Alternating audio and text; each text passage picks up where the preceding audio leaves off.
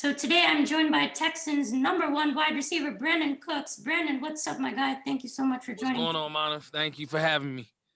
Yeah, so I just want to start off with the easier question for you, but your celebration, man. You got those, what do you call it? Those shooting arrows. You're an Yeah, archer, man. yeah. So, and I love that celebration. Want to know the story behind that, man?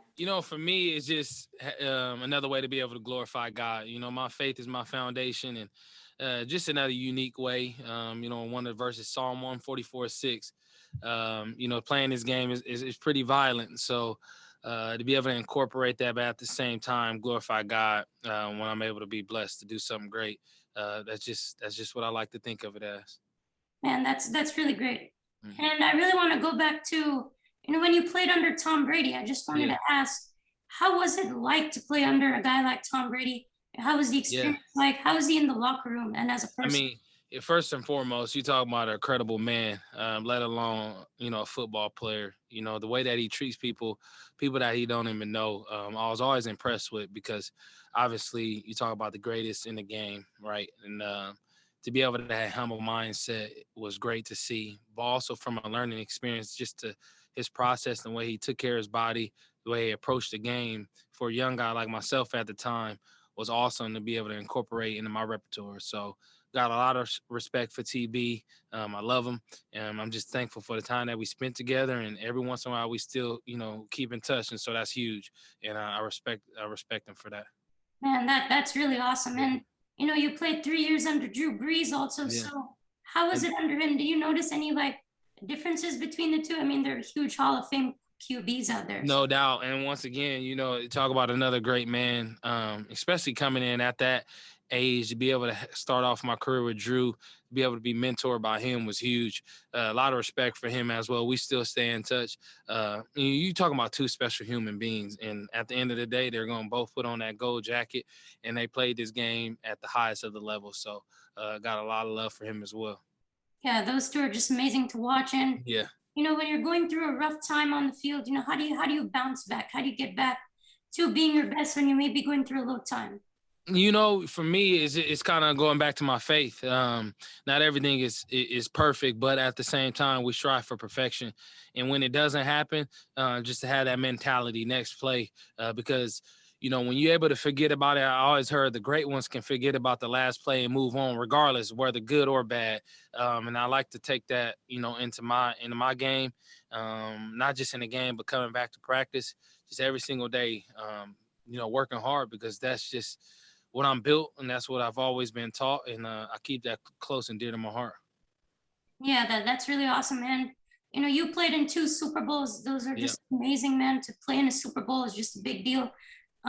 Back to back with the Patriots and the Rams. But how does it feel to really play in a Super Bowl? yeah. I mean, it's special. You talking about the brightest lights, the biggest stage in football, and arguably in all the sports. Unfortunately, both of those times I came up with a loss, but to be able to experience that was huge, and it just makes me more and more hungry to be able to get back there one day.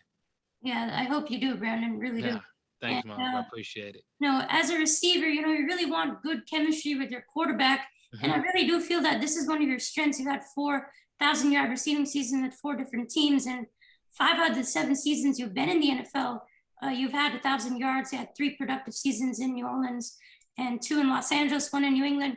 You had a great year with us last year. 81 catches, 6 TDs, and now this season you have 641 yards, 2 touchdowns on 57 catches. So how do you get such a good chemistry with your quarterbacks? I mean, you played with a whole bunch of guys, veterans, Hall Yeah. of Famers, young quarterbacks like Davis Mills. How do you get this connection and be the Yeah, quarterback? I think at the end of the day, it's just all about, I know it's cliche, but just reps and hard work.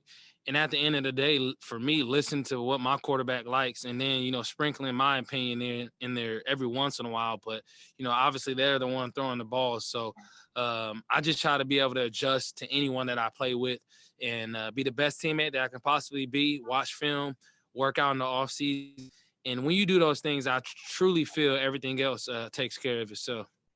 Yeah, that's really good. And Tyrod Taylor, he's been in this league for a while, Mhm. but he knows how to be a leader and a quarterback. But what do you think of Davis Mills? He stepped in a couple of Yeah. games this season. Considering he was a rookie, how was it like playing alongside him? his leadership abilities? Yeah, I mean, to be able to come in and step into a situation like he had to, for me was impressive. A rookie, lot going on, the different looks that he's seen, and to be able to bounce back. Like I always said, his ability to take a hit, get back up, lose a game and turn around and still come back to practice with that pep in his step, that's hard to learn. And to be able to have that as a young guy, he's already steps ahead a lot of young guys in this league when it comes to that. And, there's a lot of outside noise here, but how do you focus on the games at hand? How's that vibe in the locker room? And do you step up as a leader in that locker room after like a couple of tough losses here? Yeah, like I always tell guys, you got to be able to tune that out. This game is rough. Fans make this game great and love them, but when we get in this building, we got to focus on one another, stay together, and just get back to work. Have that, get back to work mentality, no matter what's going on. It's a long season, and it's a game that we all love to play. Been playing since a child, so it is what it is. Obviously we don't like it, but we got to turn around and get back to work. Yeah, so being a veteran, do you really mentor a couple of the young guys, especially some of the young wide receivers like Nico Collins? Do you give him any advice? I definitely try. Nico's a special, man. You're a special young man, I guess you can say, when it comes to his youth in this league. But got a lot of love for him and the way his willingness to learn, ask questions, and all our guys, all our quote unquote young guys, are able to do that. And, they humble themselves and willing to learn. And that's huge. That's huge when you have that mentality and you come in and willing to learn and then take that learning and apply it to the field. But we all help each other, to be very honest with you, no matter how old or young we are in this room. Yeah, that's really good to see. But, being in the Houston Texans organization, how would you say this culture is as a team that they're trying to build for the future from the top down as a player? Yeah, I think the biggest thing is, grooming this place and these, and guys, a lot of selfless guys. Obviously that takes time, right? But guys who are dependable, smart, and tough, and then just love the game and who can come in here and love one another. Obviously it's all about ball, but at the same time, while we're in here, to be able to create those relationships throughout the locker room is huge. And, I look forward to that going forward. And you just got to continue to trust those who are in charge of making those decisions. And do you feel that there's good communication, good, healthy relationships between the players, coaches, and management up top? How do you feel it's really? Yeah, no, I mean, obviously we all got a lot going on, but when we can communicate, I think it's there. But like I said, we all got so much going on in different roles, at the end of the day, when we step in between those lines, it's really, player to player. And then when you watch film, do you ever have that dialogue with your coach? Being reciprocated both ways, which is huge. Yeah, so I think, you're a really amazing player, but I wish more people would say, Brandin Cooks really is an amazing wide receiver. I feel that you may be underrated by some other fans, but what would your message be to people that feel like they may be not getting the attention they deserve and feel like they're underrated? It's all good. It's genuinely all good. At the end of the day, I just show up and do my job, and all that other stuff take care of itself. But regardless, like I like to say, I'm a glory reflector, and my faith, I'm just thankful for this gift to be able to play this game at a high level for a long time and hope to continue to do it for many years.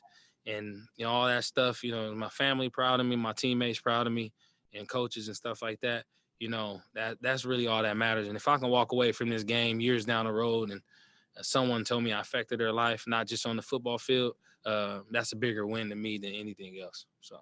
Yeah, that's really amazing. Brandin, I really appreciate you hopping on here. No problem. Really mean a lot, my guy. No problem. Thank you, man. It was really great talking to you. I hope to talk to you soon again. I actually had another question. Do you think you can follow me on Twitter?